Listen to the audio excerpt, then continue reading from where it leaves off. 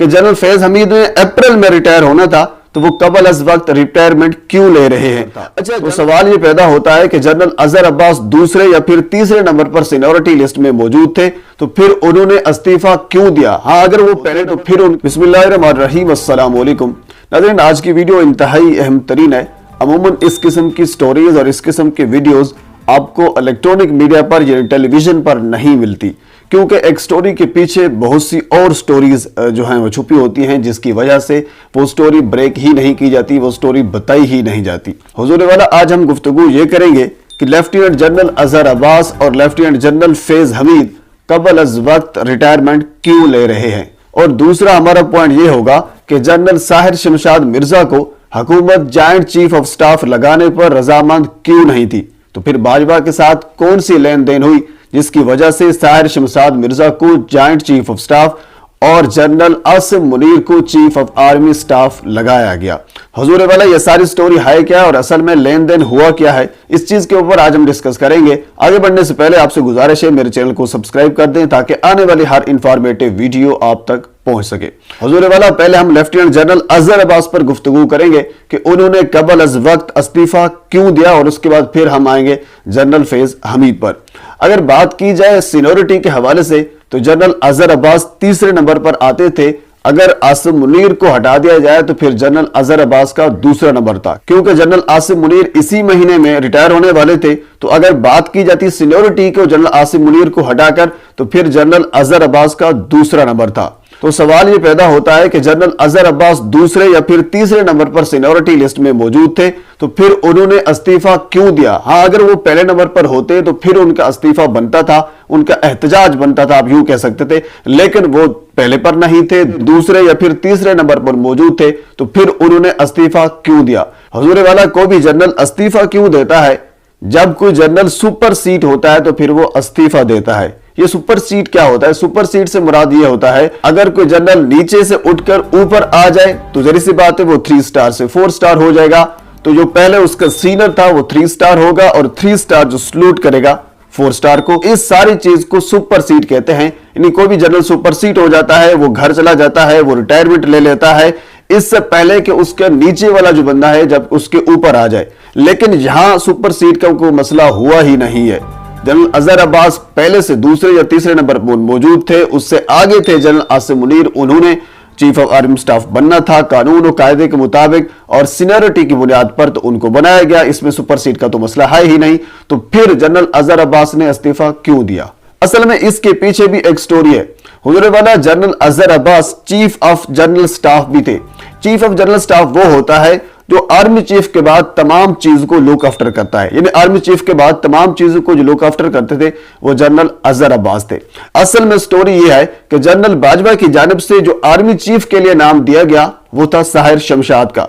यानी जनरल बाजवा साहब ने यह कहा कि साहिर शमशाद को आर्मी चीफ लगाया जाए। जब नून लीग की क्यादत ने और खुसूसन जब नवाज शरीफ से इस हवाले से गुफ्तगू की गई, तो उन्होंने कहा कि साहिर शमशाद को अगर आर्मी चीफ लगाया गया तो ये फिर बाजवा साहब की जो पॉलिसीज हैं उनको लेकर चलेंगे, तो लिहाजा ये हमारे लिए सूटेबल नहीं होगा, इनको हमने आर्मी चीफ नहीं लगाना।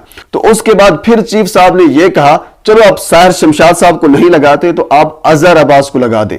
जनरल अजहर अब्बास जनरल बाजवा के लिए इंतहाई अहम तरीन बंदा था।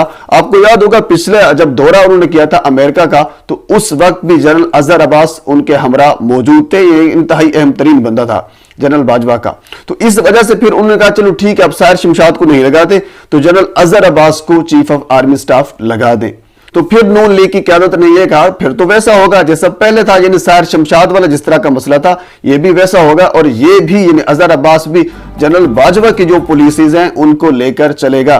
तो इसी वजह से उन्होंने साहिर शमशाद का भी नाम भी रिजेक्ट कर दिया और जनरल अजहर अब्बास का नाम भी रिजेक्ट कर दिया। तो उसके बाद फिर थोड़ी सी लेन देन हुई। फिर आपको याद होगा ये काफी वावेला हुआ था, काफी ये मसला मीडिया पर, इलेक्ट्रॉनिक मीडिया पर ये आया था कि समरी रोक दी गई। समरी क्यों रोकी गई थी? जब जनरल साहब ने, जब बाजवा साहब ने नाम दिए थे तो उन्होंने साथ ये रेकमेंड भी किया था कि साहिर शमशाद को चीफ ऑफ आर्मी स्टाफ लगाना है, अगर इसको नहीं लगाना तो फिर जनरल अजहर अब्बास को चीफ ऑफ आर्मी स्टाफ लगाना है, जबकि हुकूमत इन दोनों के ऊपर, इन दोनों नामों के ऊपर रजामंद नहीं थी। तो इसी वजह से समरी रोक दी गई। तो उसके बाद फिर लेन देन हुई। अच्छा, यहां एक चीज और भी बता दूं कि 6 नंबर पर एक जनरल था जिसका नाम था जनरल आमिर।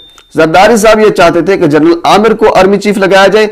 इवन की हुकूमत और पीडीएम की सारी जो जमातें हैं वो भी इस चीज पर मुत्तफिक थी कि ठीक है जनरल आमिर को आर्मी चीफ लगाया जाए। लेकिन सवाल यह था कि बाकी सारे के सारे जनरल जो ऊपर उसके थे वो सारे सुपरसीड हो जाते क्योंकि वो 6 नंबर पे मौजूद था। तो फिर इस चीज को मद्देनजर रखते हुए जनरल आमिर को आर्मी चीफ नहीं लगाया गया। तो फिर वही मसला हुआ, यानी 2 नाम जो बाजवा साहब ने दिए थे, साहिर शमशाद और अजहर अब्बास का, उन दोनों में से एक को लगाना था। जबकि हुकूमत जी थी और खसूसन जो PMLN के जो लोग हैं वो इस चीज पर मुत्तफिक नहीं थे कि इन दोनों में से किसी एक को लगाया जाए।